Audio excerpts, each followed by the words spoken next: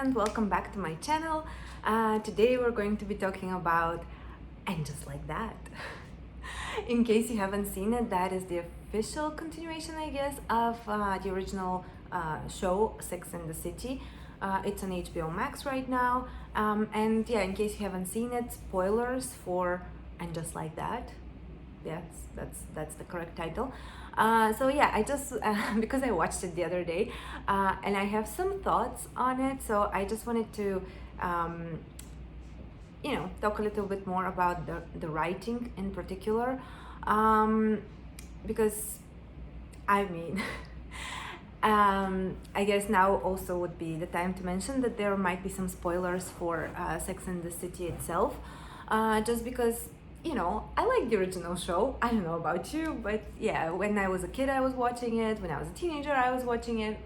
Yeah, basically, I've seen it a lot of times, and it's very interesting because throughout each period of my life, whenever I've seen it, I get a different takeaway. So it's been really interesting just to go back and see it again. And even right now, for the past couple of months, with a friend of mine, we were rewatching some of the episodes. I mean, we started from the beginning, but yeah, we haven't reached the end yet. But yeah, it's just been very interesting. And just like that, and just like that, which by the way is how every episode ends, which, it could be nice, except that it doesn't really work, in my opinion, but that's another thing. So yes, okay, going back to And Just Like That, in terms of writing, so two things that I have, how should I say this, maybe not an issue, but they're just strange, and I don't understand why someone would do that. But thing number one that I find weird, is that it's something that I talked about in my video yesterday. In case you haven't seen that, I'll link it in the description and probably in the card here somewhere. But yeah, that is changing the characters, because part of the reason why people loved Sex and the City in the first place were the characters. We loved the four main characters. We identified with with a lot of the things that they were going through. So I personally wanted to see how they evolved and what they became. Only when the show started, I don't know. I don't know. Maybe it's just me, but I kind of feel that they're not really acting like the characters that we came to know and love. Or, well, Carrie has been always annoying, at least for me. But yeah, I don't know. Just Miranda is not really acting like Miranda. In a way, she is, but it doesn't feel genuine. I feel that a lot of the things and a lot of the themes are very forced. The way that they dealt with the Samantha issue, I felt was very awkward. Seriously, did they have to mention did they have to talk for 5 minutes about how they wrote and called and she didn't reply, and how she's this weird, I guess, person.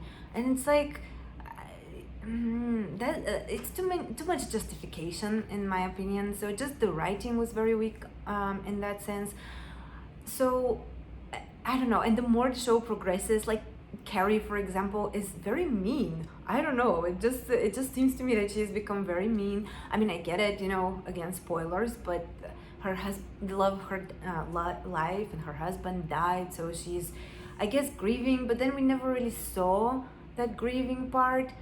In one episode, they don't even mention that he's dead, and it's just, he's already dead. She sold the apartment. What else is new? Time to move on, I guess. But at the same time, she's still mean and cold and very disconnected from everything. I don't know. It just,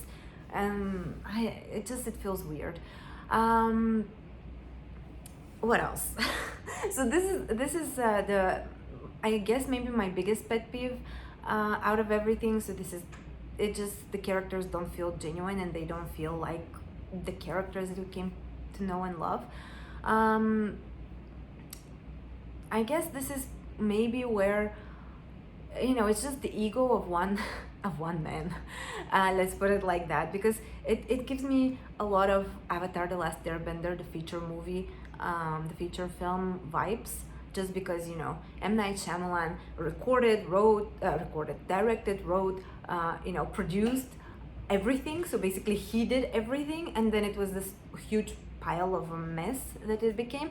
And now this guy, Michael, I forgot his last name, but Michael something. I mean, he wrote, produced, directed. I think, yeah, the last episode that I watched was directed by Cynthia Nixon, but still, I mean, he's in there involved, and basically, I guess he's done everything himself. And I don't know, it's just, eh, that's not at all what I expected. But yes, okay, maybe I'm being too overly critical, but again, my second point that I wanted to just cover briefly was there's just too much name dropping, and there's too much there are way too many social justice warrior issues that the show wants to cover.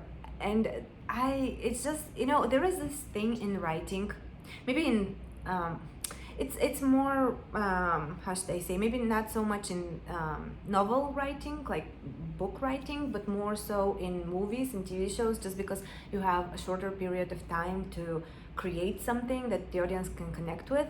But it's not ideal to mix up two worlds, let's call them like that. So for example, if you have vampires in your story, it's best to stick only with vampires. If you have werewolves, it's best to stick only with werewolves. I am aware of Twilight, don't worry. I know that Twilight combines both, but originally it was a book. So in a book you can do that, but if you throw in aliens, for example, it just becomes too much, and the audience gets confused, especially if you have an hour and a half to just basically create this world and make the audience care about the characters in a new sort of meaningful way. So that was another thing. I mean, in the first episode, they tried to tackle, what did they try to tackle? It was just so much. It was gender inequality, racism, what else? I mean, basically everything that has been going on, plus social media, plus COVID, plus whatever, plus Black Lives Matter, plus just all of these things layered up. I mean, it's fine, right? It's great that shows are talking about these things, but just maybe put them in different episodes at least. Just don't try to tackle everything all at once. And they did try.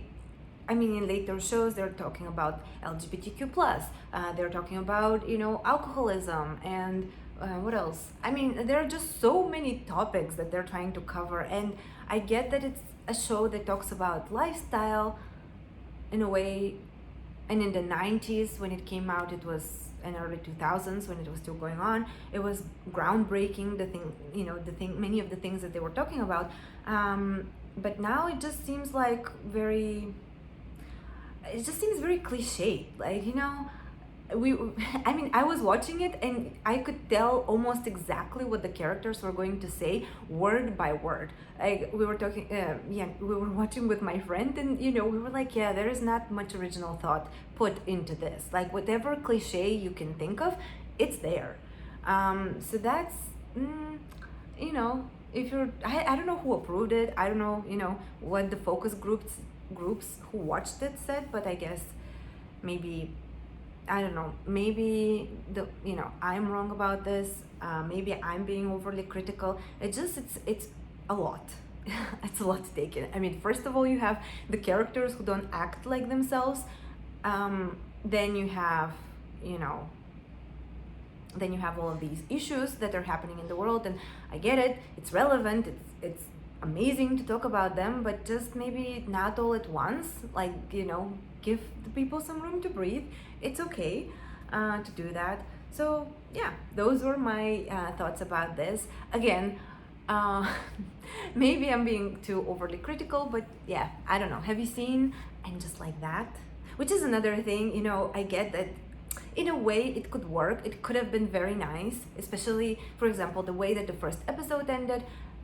Again, spoilers for episode 1, but And Just Like That, he died. I think that's what the show said, which was cool.